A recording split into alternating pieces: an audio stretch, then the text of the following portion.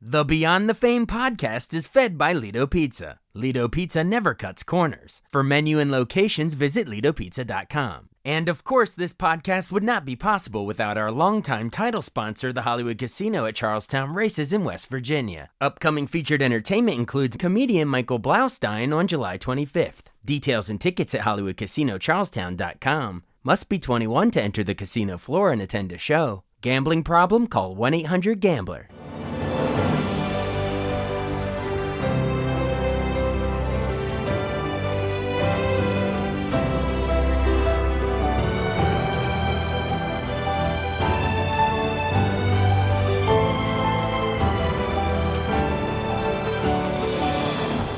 Welcome to the newest episode of Beyond the Fame with Jason Fraley. I'm your host, Jason Fraley, picking the brains of the top filmmakers, musicians, and artists of our time. The national tour of Harry Potter and the Cursed Child is currently playing at National Theater in Washington, D.C. now through September 7th. I spoke with actor John Skelly, who understudied the part of Harry Potter on Broadway before taking over the role on the national tour. Hey, John Skelly, hey, thank you so much for joining the show today. Thanks for having me. We are talking to John Skelly, who's playing all grown-up Harry Potter in the acclaimed play Harry Potter and the Cursed Child at National Theater here in Washington, D.C., running now through September 7th. Now, before we even get into I said grown-up Harry Potter, before we even get into the premise or any of that, I want to know what was your very first encounter with Harry Potter? Did you read the books? I guess they were from 97 to 2007, and then the movies were 2001 to 2011. So where in there did you first discover the boy with the lightning bolt on his head? Yeah, I think I was like right at the prime age to read those books. And somehow, I guess I wasn't much of a reader back then when I was a kid, and I didn't read them. And then it's kind of when the movies came out, I became more aware, and obviously like all the news would, people waiting at midnight at Barnes and Noble to get their Right, book. right. So I remember seeing some of the movies, and then I think I watched them all after they'd come out, and then it wasn't actually until I've been a part of this play since 2018, when I was understudying it on Broadway. And when I got that offer, I went, okay, I need to read them. I need to like do my homework. And so I buckled down. I read them all seven books in, the course of like a month. And then, so that was like really my first time, like really diving deep into the stories. Wow. So I want to follow up on that. You basically binge read the book. You read all seven books in about a month, back to back to back. See, that's different than a lot of even a lot of the most hardcore fans read them, a year apart or whatever when J.K. Rowling would release them. But you actually got to read them back to back to back. Okay. Did you have a favorite of the books when you were doing that binge? Oh, that's I On the think page, before we even get yeah, to on the stage. page, Yeah, yeah. I think my favorite. Well, it's interesting because this play touches on, a lot of different elements of the books. But probably most relevant to the play is book four, Goblet of Fire, because the Triwizard Tournament and all of that happens. So I do love that book. I also love um, Order of the Phoenix because it kind of delves more deeply into Harry's psychology, and that I found that really interesting as, going into, play him. So that was really cool. Um, but they all kind of in a way it's like all one big story now. So it's like it all kind of feels like one big book in a way. Yeah. Oh, yeah, absolutely, absolutely. And one more, just now that we're on this sort of trail of favorites of Harry Potter's, etc. I want to ask, did you have a favorite movie along the way? My wife and I did. We actually binged them all again. So my wife was sadly diagnosed with cancer a couple years back, and she's in the clear now. We're still, getting scans and Oh, everything. So, happy good. I'm ending right glad. now. But we binged all of the Harry Potters while we were waiting for the pathology. In our like darkest moments, waiting to hear back from Johns Hopkins, we were like, let's put on Harry Potter and escape. You know what I mean? So they had that magic. But I know the critics' consensus is like, oh, Prisoner of Azkaban when Alfonso Cuarón comes in to direct, etc. Gary Oldman, all that stuff comes in. But for some reason, I've had a soft spot for those two with Christopher Columbus. The first two with Richard Harris as Dumbledore. Something about the childlike wonder of the world building of introducing Hogwarts, especially this time around. I don't know. I found it really magical. But how about you? Did you have a favorite of the movies?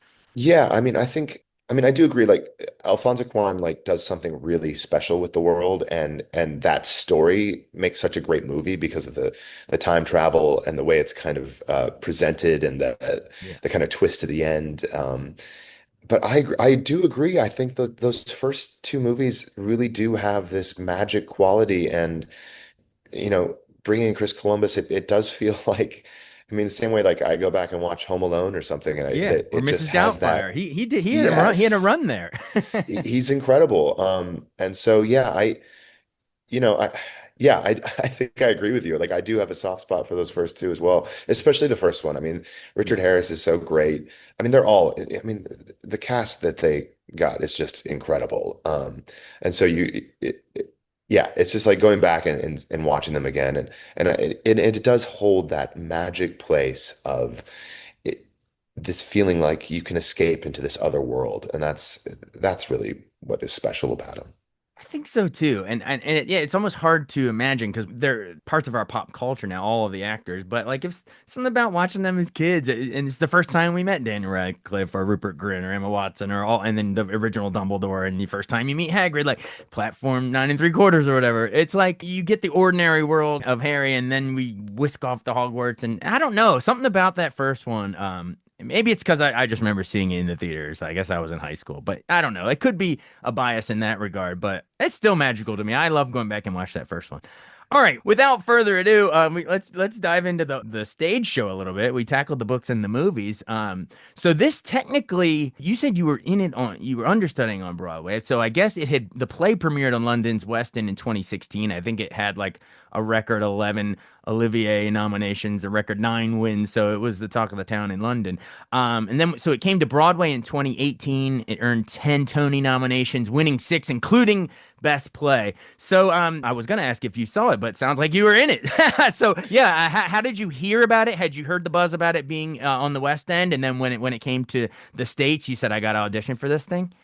Well, it came about really interestingly because I kind of hadn't heard about it, um, what ended up happening was they had opened the show, I think in April of 2018, and through some illnesses and injuries, they needed some extra coverage for Harry. They needed somebody to come in and just help out, and so that's kind of how I came to be in the show. I auditioned in basically the week before the Tony Awards. I had a very quick audition process. It was, over the course of 2 days. And then basically that next week, I was at rehearsals. I saw the show for the first time the day before the Tony Awards, Wow. knowing that I was going to be a part of it. That next day, I went home and I watched them from home. I watched the show win all these awards, and I thought, oh my gosh, I'm going to be in that. That's incredible. Those are my future colleagues giving acceptance Yes, speeches. yes, it was really, really cool. And I only wish I had joined a week earlier so I could have been at the parties. But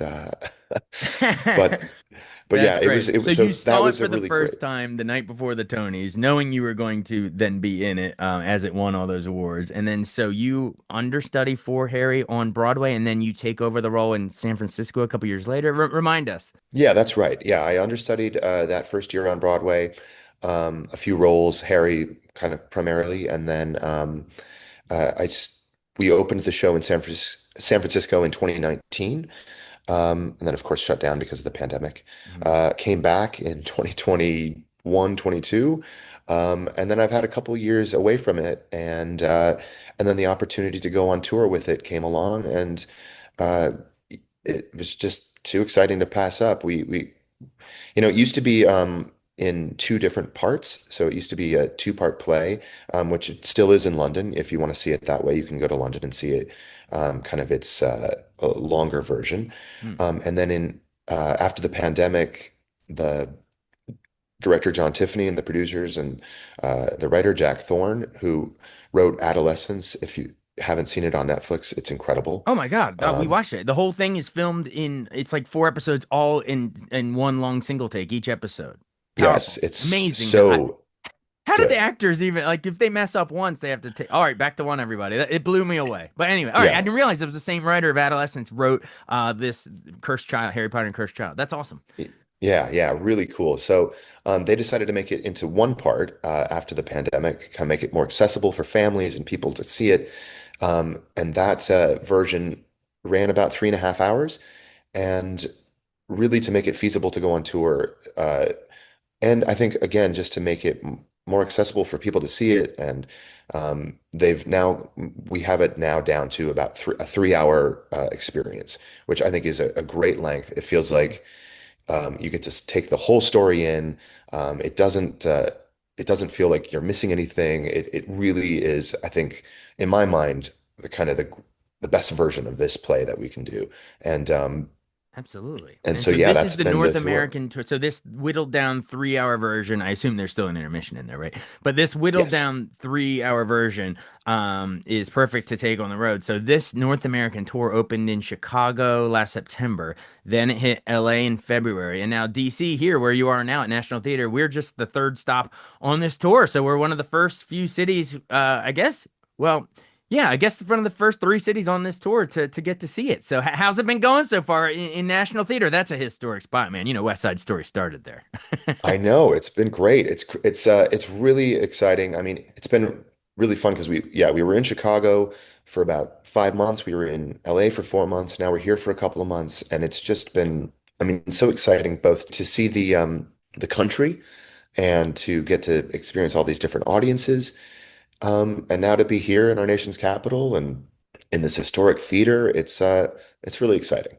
Absolutely. I mean, I'm sure some of the stuff being in DC around all these government buildings, I guess like Department of Magical Law Enforcement and Ministry of Magic, it kind of, I guess it kind of Exactly. works a little. It's fitting of all these government departments around you. All right. Well, we got to go into the premise. Without further ado, like you said, written by Jack Thorne. I assume with Rowling's blessing, or how does that even? I guess I'm sure she signed off on it at least. Yeah, I believe she was involved in the story, and Good. it was kind of uh, created and uh, devised by Jack and JK and John Tiffany, the director. And Gotcha. But it takes so, place yeah, 19 years after Deathly Hallows, after the last book, and it follows Albus Severus Potter, the second son of Harry Potter, who you play. I assume Harry named his son Albus after Dumbledore, right? that's right. Yeah, Yeah. So Albus so so give and us the Severus give us Snape. the basic So, premise. So 19 years later, and Albus, your son, is sort of the main character. So yeah, what's going on with Albus? And he's going to school where at Hogwarts, where Harry's teaching now. yeah. Well, Harry doesn't teach. Harry's the head of magical law enforcement. So Okay. he's kind of I don't know, the attorney general, I suppose, if you were to put it in U.S. governmental terms. And Hermione's the minister of magic, so she's kind of the president, the prime minister, and yeah, it basically the play picks up right where the books left off. If you remember, at the end of the last book and at the end of the movies, there's an epilogue where Harry is showing Albus off to Hogwarts, and he's a little worried. What if he gets sorted into Slytherin? And Harry tells him it's going to be okay. You know, you can. The Sorting Hat is going to take your feelings into account. Well, Albus does end up, not to spoil it, but end up sorted into Slytherin, and of course, he has to deal with being the boy who lived he's his son. So how do you deal with being the son of a famous hero? And how does Harry deal with being a father, not having really had a father himself? And so those are kind of the major themes of the play. And of course, uh, Harry is dealing with that, and Albus meets Scorpius Malfoy, who's the son of Draco, and they become friends. And So oh, the there's a two little bit sons of of the former rivals, Draco and Harry, Slytherin and Gryffindor, are now friends in Slytherin years later. The sons. That's that's hilarious. right. And a little adventure ensues. They get into some trouble, of course, and really it is a nonstop thrill ride. I mean, there's more magic tricks and illusions in this play per minute than I think anything you could imagine. It's unbelievable. The first time I saw it, like we were talking about, there were times where it felt like my stomach had like dropped out of my body. I thought, how are they doing this? Like a roller coaster drop. Your stomach just drops out. Is Yes, it so absolutely. basically not only so basically you're getting like all the great stuff of a Broadway play, but also almost like you're going to see a magic show and some of the visual elements you're saying? Yeah, absolutely. Yeah, it really is. It's kind of everything in a play. It's got great music by Imogen Heap. Um, Oh, it's wow. got these incredible movement sequences, and I mean the way that the play kind of transitions from scene to scene are all these incredible pieces of choreography done by Stephen Hoggett, who is this incredible choreographer. Did the movement for Once the musical. I mean, there's so many I can't even name them. Um, and then, of course, all of this magic by the same people who just did the magic for Stranger Things that's on Broadway. They just won a special Tony for that. Yeah. So it really is. It's like every bit of theatrical uh, stagecraft, and it all comes together in this incredible piece of theater. It really is mind-blowing. I love it. And just to clarify, it's not a musical per se. It is a play, but you're saying Imogen Heap is doing like the orchestral music behind it? Yes, that's right. Yeah, Okay. it's not a musical. We don't sing, but there Right. are, there are bits of, uh, I guess I'd call them dance, but it's not, specifically. It's kind of a mix of all of it. And so, yeah, and there is, movement and the music, the orchestral pieces that weave in and out of the story. I love it. And so you are saying it all kind of is set off by the it's the sorting hat. It's where to put you, where to put you, and the surprise is that Harry's son Albus, instead of Gryffindor, he goes Slytherin, and then we're off to the races. That's right. Wow. So obviously there's the Harry and Draco Malfoy's sons befriending themselves. And so there's that sort of angle. Can the new generation overcome the old generation's grudge, I guess? So that's one sort of subplot or whatever. And then you said another one is there's some father-son tension because, the son is can he live up to the father's legacy? Speak a little bit to that father-son dynamic. How is it a little bit of a rocky road throughout the show, and then they come to appreciate each other at the end? Or yeah, go into that a little bit. Yeah, basically that. It's Albus is struggling with being Harry's son, and what does that mean? And Harry is struggling to connect and how to father and um, how to see his son for who he is. And they're really human themes. I think ultimately that's what makes the books and the movies and this play so appealing. It is another world, of course. It is this magical place, but it's also you can see yourself in it. It's real Yeah. people and real friends. So Harry and Albus are struggling to come together, and Albus feels the need to prove himself, and he's struggling in school, and he has all this pressure to be the boy who lived son. Like, how do you live up to that? I don't know. And so he comes up with a plan to make his own name, and of course, things go wrong. There may be a time turner involved. You see some characters from the past that maybe you're not expecting Oh, to a see. little timeline, like well, you mentioned with Azkaban how the end they sort of mess with time. So there's a little bit of that in this too. All right. Yeah, so Can it, they it has change it the has all past? those Are we elements. rewriting canon or I don't well, want to give too much away, I don't no, I well, in leave it terms of the leave plot, it. we'll leave it at that. But that's just a teaser, folks. And you gotta see the show to see what happens in terms of that. But yeah, but a second ago you said it's universal human themes and you see yourself in it. So that is a segue. So how much of yourself do you put into the role of adult Harry Potter? Because Jamie Parker originated the role on stage at West End and Broadway, but then of course everyone remembers in their mind Daniel Radcliffe as a kid growing all up and into a teenager as the role. But you yourself are, I'm sure you're not mimicking, you're not trying to emulate a child actor like Daniel Radcliffe when we first met him. So how do you bring your own sensibility into a character that everyone already knows and sort of make it your own? Yeah, I mean, I think that's a big challenge because I think everybody who comes to see the play probably does have their image of Harry in their mind, whether it's from reading the books or from seeing the movies. And of course, have watched the movies. I watched Jamie do it many times on Broadway, and I think that I mean, I loved what Jamie did. I learned the part from him, so of course, I take a lot of what I do from that performance, and then of course, it can't help but be influenced by my own uh, personality and my own sort of instincts, and that's it's an interesting thing to do because I do feel that sort of this pressure of living up to Daniel Radcliffe and Jamie's performance, and but I also know that at the end of the day, I have to make it my own, and so I do think about who would I be in this situation, and how would I struggle, and how would I uh, live through these it's kind of the basic acting is living truthfully in imaginary circumstances, and so I try to do that every night, and I try not to think too much about the legacy that is Harry Right. Potter. That's the only way you can do it. You tap into your own life experience, and you will, and the audience will understand that it comes across, as more believable if you play it from within instead of trying to match our other versions we've seen. That's right. But that reminds me, that sparked another question though. Has Daniel Radcliffe come to see any version of the show, or sent you a postcard and said great job, or anything, any run-ins backstage, anything like that? I have not met Daniel Radcliffe yet. I would love to, but as far as I know, he hasn't seen the play. I think, or if he has seen it, he hasn't made it public because I think there would be so much attention on it, and Yeah. I'm sure he wouldn't want to distract from anything. I know that other members of that original movie cast have seen it.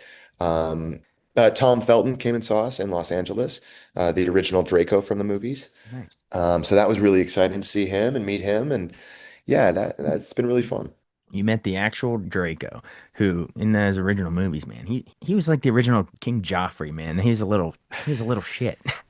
That's right. Uh, Exactly. but I'm sure in real life he's lovely.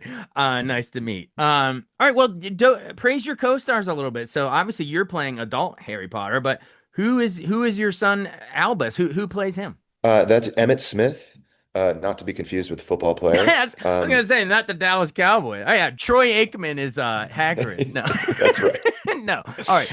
No, in all seriousness, no, but praise young Emmett Smith, the other Yeah. Emmett Smith. Emmett is, and I mean this with everything. He is this incredible actor and is just the best person to work with. He's absolutely incredible in the role. He brings so much heart and joy, and it's a hard job. This play is it has a lot of moving pieces, a lot of plot. It's very technical, and he just makes it look so easy. Aiden Close plays Scorpius, and he's brilliant. He's so funny. He's just has again so much heart. And we have And this incredible group. This really great group of people. I feel so lucky and grateful to be a part of this cast in particular. Like, and every cast I've been a part of has been a wonderful group of people, and this is no exception. And to be on the road, it's hard because everyone's away from home, but we really come together and have become a family.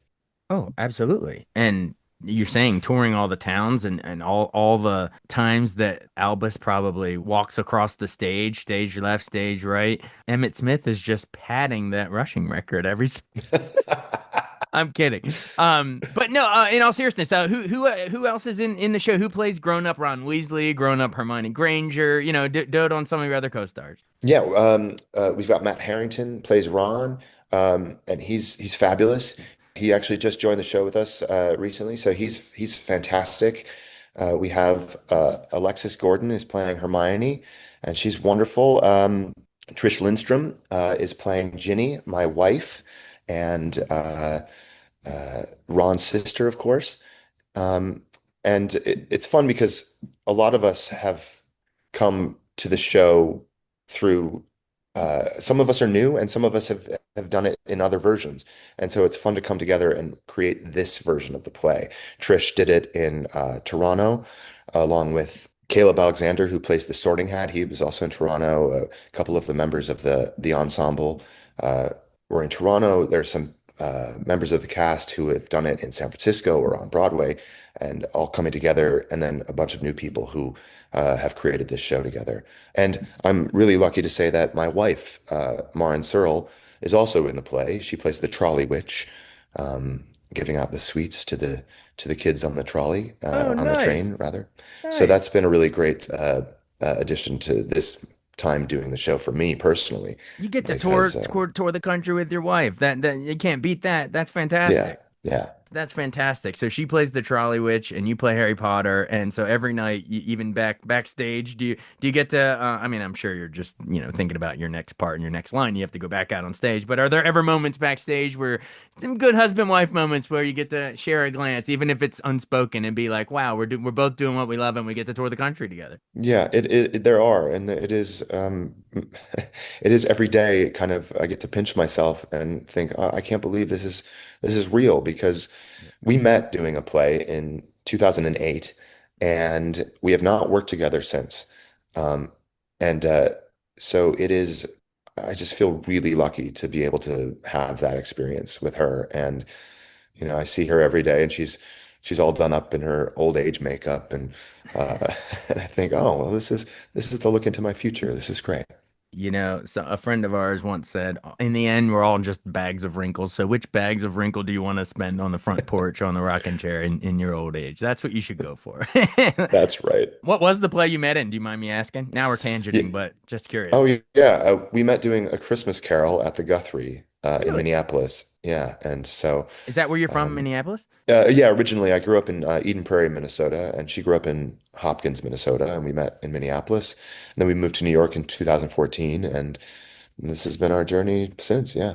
That's awesome. Well, yeah, thanks for giving us a little of your backstory and and before we run, I know we made this mostly about Harry Potter and the Cursed Child at National Theater now through September 7th, but real quick, I want to remind some folks of some of the other roles you've done you've done stage, but let's tell them about screen. On television, you appeared in season 3 of Succession. You were in 2 episodes on HBO Succession as the character was Zach. Remind us who exactly he was. What was his role in those 2 episodes? Wait, you may blink and miss me, but basically, Zach was um, uh, Ken was planning his birthday party, and I was a buddy, kind of a hanger-on, trying to help plan his birthday party. Oh, okay. Um, it was really, really fun. I mean, I was such a fan of that show when I got to audition for it. I remember I think I had 2 lines and my audition, and I was filming it from home. It was during the pandemic, and I think I did 43 takes or something of these two You lines. remember the lines? It was something like, can I swear? Yeah, go for it. I said, I think I said, shit's gonna be lit. That's kind of dope though. So And I was trying. basically, Jeremy Strong's, Kendall Roy, it's sort of like his douchey colleagues. Oh, this party's gonna be lit. Yeah, that was I love exactly it. right. Well, even though your part was, only a few lines, what was it like getting to work with Jeremy Strong and Kieran Culkin and all Sarah Snook and all the rest? I mean, Matthew McFadden and Brian Cox, of course. Gosh, how can I forget him? You're working with heavy hitters, not to mention the writers and crew directors. But yeah, what was it? Did you pick up anything from watching those guys up close as actors? I mean, the incredible thing about that show, and I was such a fan, and like I say, I auditioned and I was so nervous for it. And my wife was helping me tape, and she finally said, "John, you need to do it differently. I'm not going to do it 8,000 more takes with you unless you try something else." Um, because I was just trying to get it perfect, you know? And when I booked it and got on set, we filmed it at this incredible like penthouse in New York City, Yeah. uh, in Hudson Yards. And the incredible thing about that show is they film everything and you never quite know where the camera is. And so it is like kind of like doing a play, is that you're just acting and trying to be in the scene because you don't know if you're being captured by the camera or not. In the same way that you don't know if an audience member is looking at you or at the other Right. character, and you just have to be in it. And so that is was really a great experience, really fun. It felt very improvisational. Jeremy Strong wanted to improv. He was like, write down some ideas for what you think my birthday party could be, and I'll use some of those in some takes. And so it felt really collaborative, really, really fun. Oh, that's so cool. And to me, one of the greatest opening theme songs. The music is it's gonna that's one of the great themes ever. Well, it's such a cool experience you got to work in Succession. Do you have any other before we go? Any other favorite screen roles? I know you were in Law and Order SVU. You did the Sherlock Holmes thing at Elementary. Was it Johnny Lee Miller as Sherlock and Lucy Liu as Watson? Elementary, I think, was my first TV job. And I remember, again, being so nervous. And I remember getting on set, and Lucy Liu was just about the nicest person you could ever meet. You know, we were the two kind of co-stars, guest stars were cordoned off into another green room, and she said, "Well, come into ours, come talk, and how are you? Like, what have you been doing?" And I said, I'm such a my mom loves this show. Can I take a picture?" She said, "Let me take it on my phone. It'll be better, and I'll send it to you later." And so she was just the warmest person, and I remember that being such a pleasant surprise because it's like they work such long hours. It's a hard, hard job.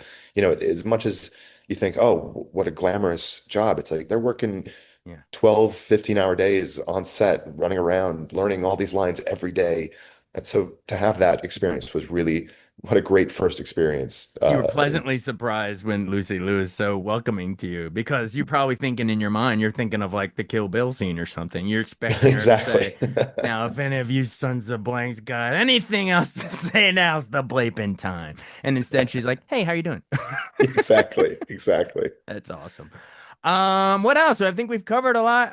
Movies. You've been on the big screen, right? Speaking of Kill Bill, you've done movies as well. Spinning Gold. We actually just had director Timothy Scott Bogart on this same podcast. Oh, It was really? his biopic about his dad, Neil Bogart, the Casablanca Records founder. And who did you play in Spinning Gold again? That is a great question. What was the name of my guy? So memorable. It was a couple years ago. I played a record producer who was kind of in his early days, kind of helping him out and saying, I remember I have one scene and it was all shot in one take, which was really cool to work on. Uh, yeah, that was a fun movie to be a part of. It was really exciting. Yeah, you had like Wiz Khalifa as George Clinton. Lettucey was Yeah. Gladys Knight. Like a lot of big names came out to play the musicians, so it was pretty cool. Yeah, and I did my scene with Jeremy Jordan, who he was just on Broadway in Great Gatsby and another show as well. He was just nominated for a Tony Award. He's an incredible actor. So yeah, that was uh, really cool. And I was in this movie called Jules, which I had a very, very small part in, which kind of got cut out, um, uh, but I got to be on set with Sir Ben Kingsley, which was also what an amazing experience to watch him work. And Whoa. I he was mean, very, that's Gandhi and Schindler's List. yeah, And, oh my gosh. yeah, unbelievable. And to watch him work, and he was so easy with it, and it doesn't, the greatest actors, they don't look like they're acting. Yeah. Um, you can't tell. They could be reading their grocery list, and then all of a sudden you see it on camera and you're thinking, what? It is this incredible magic trick. I don't know how he does it, but and he was again very sweet. I remember it was my last day on the set. I was there for 2 days, and he just, "Oh, I hear you're leaving." I was, "Well, thank you so much. You've been wonderful." And I just thought, wow, he's just very uh, warm, and I think that's the best the best of the best. It kind of seemed to do that. It's been a pleasant experience every time I get to do something on screen. Wow, that's so great to hear that Sir Ben Kingsley, I'm sure you called him Sir, Sir Ben Oh Kingsley, yes. was so nice to you behind the scenes. And it's okay if your part got somewhat mostly cut out because you remember Kevin Costner got cut out as the friend that died in The Big Chill. Famously, he was cut out. You barely even see him, and then he went on to superstardom. So that's That's your right. trajectory too, right? There we go. That's right. Hey, you said Ben Kingsley is a magic trick how he does his process, so that's a perfect segue to wrap it back around to the magic of Hogwarts. Not Leviosa, Leviosa. uh, invite our listeners out to see Harry Potter and the Cursed Child at National Theater now through September 7th. Yeah, come on and see the play. It is a great, great time, especially if you grew up reading the books and you have kids who maybe they're reading the books, you're reading them to them. It is a wonderful way to come out and see a play, see something live theater. There's nothing like it, and uh, that is one of the best things about doing the play is that you get to see families come out and kids are being introduced to live theater and the looks on their faces when I come out and sign autographs at the end of the night, they're just so enthralled with it, and I couldn't be prouder of that we're introducing a new generation to live theater because uh, we want people to come, and there is really nothing like it. This play is uh, just incredible. I am so proud to be a part of it, and I hope that everyone can come and see it. Absolutely. And props to us because we made it through this whole thing without mentioning He Who Shall Not Be Named. Although with the time Oh, travel, there might be some glimpses of people we thought were gone, both good and bad. You never know, but you have to you come never see the show. know. That's right. I'm talking about Voldemort, by the way. You're in DC, so there could be lots of He Who Shall Not Be Names that we're skipping over in this instance.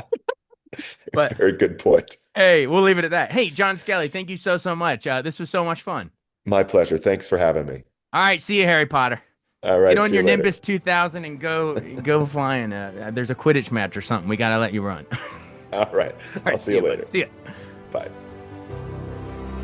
Thanks so much for listening to Beyond the Fame with Jason Fraley. Our theme music is Scott Buckley's Clarion. Remember to give us a 5-star rating if you like what you hear. We'll see you next time.